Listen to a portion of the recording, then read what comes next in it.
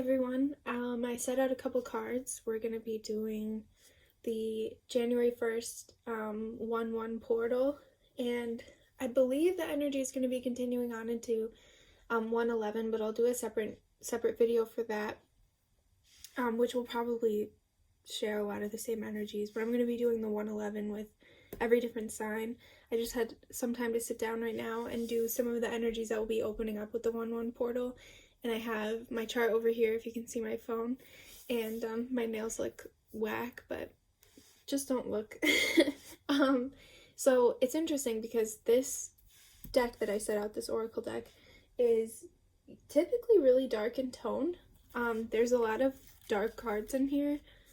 You know, transgression, seduction, her last day in the light, and these really shadowy concepts, but the ones that came out are probably all of the brightest ones of the entire deck.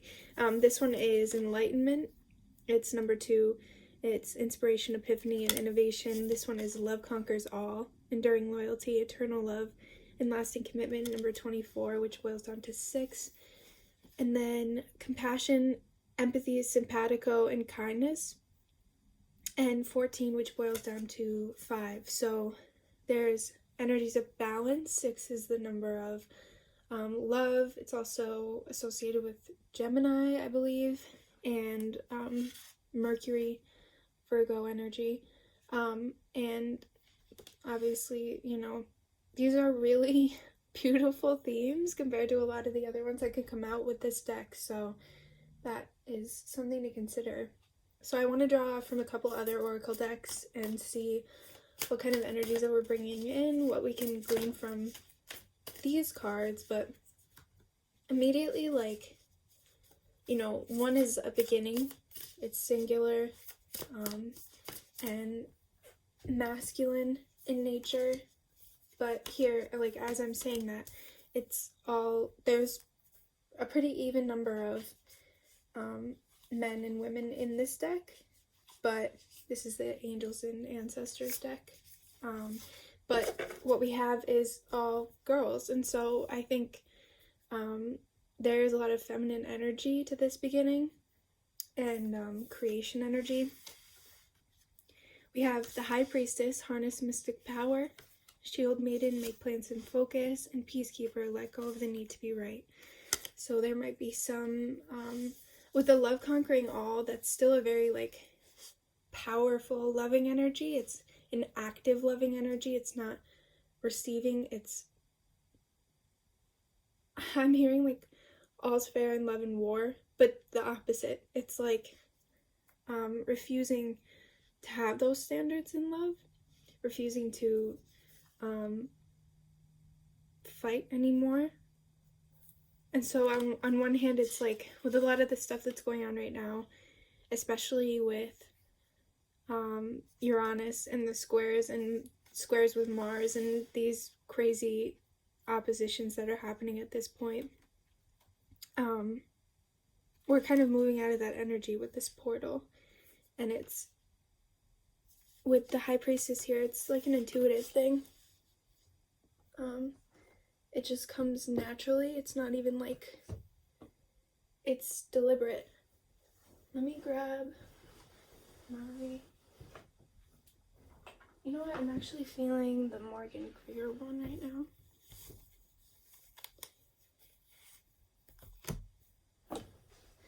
Okay, we'll draw a couple cards to see what kind of energy is going to be brought in by the 1/1 portal for the collective. Okay, we have the Queen of Cups. Yeah, there's a ton of, like, powerful feminine energy.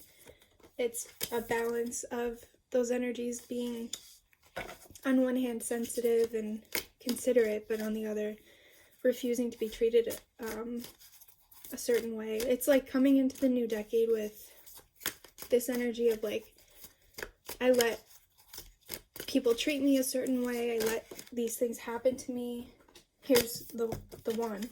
This is, you know, exactly. I have all the tools now, is the message that the Magician brings. And you're ready to move into this new journey, this new beginning. with the Queen of Cups, it's like she's incredibly strong. She's not the page anymore. She's not dwelling in lower energies of the cups or lower water energy. It's what's fair with justice here. And this is a new beginning for you and for a lot of people.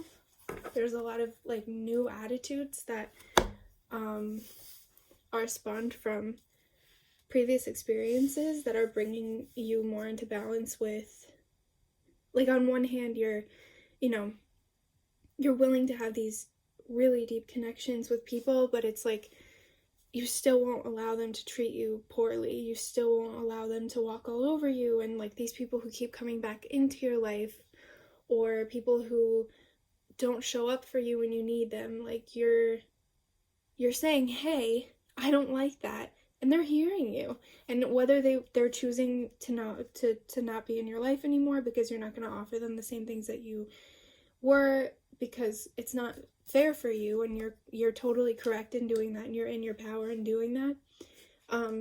It's like, I already have this myself. I already have these cups, and what you're giving me isn't enough, and this is my value. That's what justice says. This is what the Queen of Cups says to us. It's like, I'm willing to make peace with you here with the Peacekeeper, but I know intuitively, like, that I deserve more, and that I know what I want, and I know exactly where I want to go, and that there's a really clear and strong energy with that. There will be a lot of planets in Capricorn. We have on the 1/1 portal, we have the Sun conjunct Saturn in Capricorn. Check where Capricorn is in your chart, because that's where you're going to be seeing a lot of this focus. Mine is in the 6th house, so I'll be dealing with home and habit and routine, health, body stuff. I'm already feeling it. But it's like setting a standard. Like, it doesn't have to be in relationships. Obviously, we have a lot of relationship energy here, but you also have a relationship with yourself. You have a relationship with your boss. You have a relationship with your kids. You have a relationship with your shadow self and society as a whole. And like, you are deciding what your value is based on what you intuitively know now that you didn't before. I hope that makes sense. Like, you used to feel that there was a certain standard that you had, and then your compassion like bled over into being mistreated. Yeah, and the Queen of Swords energy is a perfect way to describe this. It's this duality of the Queen of Cups and Queen of Swords. They're not dual at all. They are perfect for each other, and they complement each other perfectly. Like, you can be in both of those energies. It's being intuitive, being expressive, emotional, wearing your heart on your sleeve, but knowing when to say enough is enough, and I don't want that, and I don't like that. I don't like the way that you're treating me. And on that day too, Venus and the Moon will be conjunct, not by a heavy degree, but it will be in about a day or so. And within the next day, you'll be experiencing like a heavier degree with the emotions being focused in love. Again, check where that is in your chart. We have, where is Mars? Yeah, there's Mars trining Venus. So this would be a good time for discussions in relationships too. If you want to have a discussion about the way that somebody's treating you and you're in a romantic relationship with them, or they're immediately in your field, you can have a civil discussion. Hopefully this person doesn't suck too bad about how you don't like the way that you're being treated and you want differently for yourself, and that you will walk away if you have to. You will move on to something else. You will build something else if you have to do that. So the stars are behind you if you decide that you want to do that on that day, or around that time. And yeah, old structures breaking down with the Tower. That's also Scorpio energy. We have Uranus energy with the Fool. Sagittarius here with Temperance. That's healing. Personal healing. Taking a situation and transmuting it. Taking your experiences and turning them into healing for yourself, understanding. Yeah. It's all about what's fair to you at this point, and it's like there's a huge focus on you, and if you have kids, then it's on them too. They're included in your sphere. It's like, I want what's best for me and the people that are immediately around me. It doesn't have to be this dualistic approach to relationships. It could be like you and your partner are saying, these friends are not good for us, they're encouraging us to do things that we don't want to do, they're like trying to break us up, or whatever you think is going on. Whoever you feel is opposing you, you have the freedom to speak up about it right now, if you want to, and you can hold your tongue if you feel like that's best. With death, this is ending, so there will be things ending at the end, like closing at this time. The astrology right now is really conducive for that. There are some Saturn aspects right now that are happening that are creating that, the way that it's transiting with Pluto and kind of breaking up those structures. It's it's doing some things, and this is that energy. So it's like being in this energy and letting those new beginnings come in. And this could be you if you are if you consider yourself more on like the side of divine masculine, or whatever, we can all be the queen or the king at different points in our life, but the kings are more about the divine masculine active energies, and it's not how you respond when people approach you, it's more you approaching other people. And so you're approaching other people with power and with passion, and you're coming in quickly, and it's like you're letting go of illusions here with the 10 of Wands and the 7 of Cups. This is, in this order specifically, you're taking all of these things and you're gathering them up and you're throwing them away. You know what you want at this point. It's like the clouds are clearing. You're gonna let go of excess weight. And yeah, let's see if we have any other messages. I mean, I have the Archangel Metatron Oracle that I really like to draw for like final notes. I just wanted to do like a little short video, and this can kind of be like an overarching one, and then I'll do one for each of the signs. So this is transformation again. This would be death, light and dark, so like polarity, not duality, but polarity specifically. Let's see if we have any more cards. There's a huge energy of growth and letting go. Yeah, letting go of old things. It's not tower energy because it's not sad. It's like these things don't suit you anymore. This one reminds me a lot of the Six of Swords if you read tarot at all, which is an energy of keeping it going even though, you're like moving away from old structures. It's a little bit of like an energy of loss, and it's kind of somber, but it's like, you're moving on to better things. This says go with the flow, paddle on. Don't resist is a message that I want to say. Don't resist certain things. I don't know what that might mean to you, but you might be resisting a lot of these changes. You might be resisting, the energy of the new beginning. There's something interesting with this deck that I really like, which is he makes the white rose really prominent in the death card, like really prominent.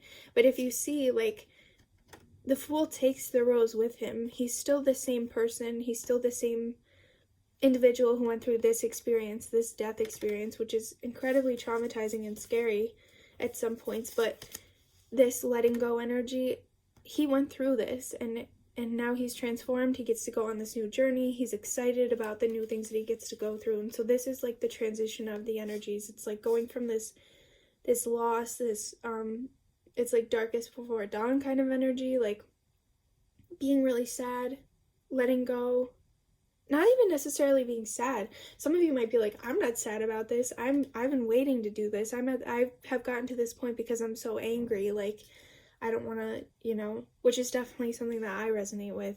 It's like, I can't wait to get rid of this stuff. I can't wait until I don't need it anymore. And it just depends on your personal chart and who you are. But, you know, that's something to take note of, is that connection there with those cards. So there's a lot of Scorpio energy coming in, which is not surprising because the moon will be in Scorpio at this point, and so will Venus. I love Venus in Scorpio, by the way. If you have a Venus in Scorpio, I'm in love with you. It's like my favorite placement in the entire world. I have an Aquarius Scorpio, or Aquarius Venus, excuse me, Aquarius Scorpio. And I'm obsessed with them, but it might be my Pisces moon coming through. Anyway, let's see if we can get final messages for this. Maybe we'll get, I don't know. Let me check out a couple of the decks I have around me. I have the Head Witch Botanical Oracle, this little oracle deck. It's really cute. What are some of the strengths during this time for the 1/1 portal? Adaptation, yeah, so, yep, and invigorate. So, okay, yeah, the adaptation, this is like an energy of being like, all right, things are changing, things are shifting around me, and I'm totally ready for it. Or, you know, even if I'm not ready for it, like, let's do this thing. And you get ready to go into this year with a lot of energy. There's a lot of strength pouring through. I'm surprised that strength didn't come up. It's very much like okay, so I'm getting sinus issues right now, if you can hear me like clogging up. It happens when I am doing readings because of, I think it's third eye clearance. It happens literally every time, so I'll get all like snotty and have to be disgusting. So if you hear that, that's what that is. Does that happen to any of you? I see people get different symptoms. It's like the nose itching or lots of different things, but we'll see if there's any last messages. I mean, there's just like a very, very, very strong energy of letting go, but with power. Like, it's like throwing things away that you want to get rid of. And okay, so with the Five of Swords, I was told once, and this really resonated with me, that the Five of Swords, as opposed to the Five of Wands, because they're both conflict, they're both fighting, that the Five of Swords is in self-defense. I don't know if that resonates with any of you. We have, with the Shield Maiden, one of the other cards that came up, she is defending herself. She has the shield. It's not about going out and beating the shit out of somebody or like taking something from them. It's about working on yourself, defending yourself, defending what you've built and the things that you have. And it's not about being combative. And I think we're becoming, as a collective, more comfortable with speaking up and with speaking up for disadvantaged people and speaking up for those that don't have a voice yet, and giving a voice to ourselves and not disadvantaging ourselves at the expense of someone that we feel is more powerful than us. And that's like on a as above so below level. Like, it happens on a greater scale, but in the structures of a family too. You might find yourself speaking up to somebody because maybe you have the freedom to now. They don't have power over you, and it's in self-defense, and you are confident in your self-defense. It's not, you know, like we feel shamed out of sending messages when we are upset, and we're not feeling that anymore. It's not a shameful thing to defend yourself, and that's what's coming through really strongly. And this is empowering us to get rid of and shed old things in our life, and it's sad, but like move away from people who are no longer on our path because they're not treating us the way that we deserve to be treated. And you can always meet up with those people again, but at this current time, you have different needs in a relationship and you're just not meeting, and that's fine. And this could be with a job, this could be with a house that you're living in, this could be a family structure that you're a part of, this could be literally anything. Just think of it in the context of, it will help you if you check out what is happening in your 6th house. And or in your 6th house, my 6th house, what's happening in Capricorn for you and what house that is. So wherever the sun will be. Yeah, so check out your, if you don't know how to do that, I would be happy to take a look for you. If you could like post a link to your chart, or you can email it to me. I'll put my email below, and then I can tell you. You do need your accurate birth time for that, which I know not everybody has access to that, but it's really interesting to think about, you know, how it will affect you in that context. So yeah, it's like, and I've said this so many times in different readings, it's like paring down is what I keep wanting to say. It's like bringing out the unnecessary things, taking those structures and totally getting rid of them, not even trying to fix them, not bothering, just being like, this isn't working, I don't need this, it will come back if it needs to come back, but I know that I can find something better. And it's this confidence of being able to do that and not feel bad about it, which I know can be hard. So I hope that was helpful for you guys. I'm going to be doing a couple of different readings in the upcoming days, what I'm going to be doing, especially the 111 portal for all the different signs. So I hope that you check those out, because it will be related to this reading, and I'll be uploading those in the next couple of days. So yeah, if you resonated at all with this, I would love to hear, and leave me a like, and if you want to, maybe subscribe. I'm taking reading requests right now for videos, so I would love to hear what your suggestions are, and thank you so much for watching.